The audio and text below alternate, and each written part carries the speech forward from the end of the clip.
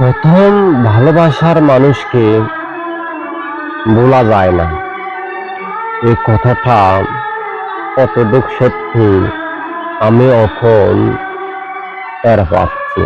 মানে আমি বুঝতে পারছি প্রথম ভালোবাসার মানুষকে বলা যায় না, প্রথম ভালোবাসার মানুষকে কষ্ট দেওয়া যায় না। যদি আপনার প্রথম ভালোবাসার মানুষ যদি আপনাকে ভুলে যায়, অন্যজনের সাথে সংসার করে বা অন্যজনের সাথে বিয়েতে আবদ্ধ হয়, আপনি খুশি মনে তাকে তুলে দেবেন। সেটা হলো সার্থকতা, ভালোবাসা এবং ভালোবাসার দুই বিশ্বের একটি নাম।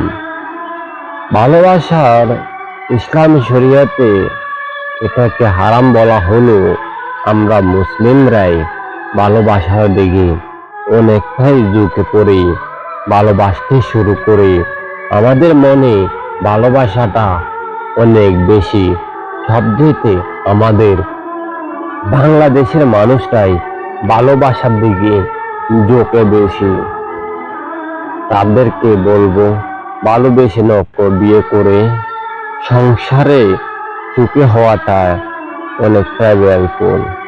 যদি আপনি তাকে ভালোবেসে বিয়ে করেন, তিনি কিন্তু আপনাকে মুখোমুখি কথা বলবেন।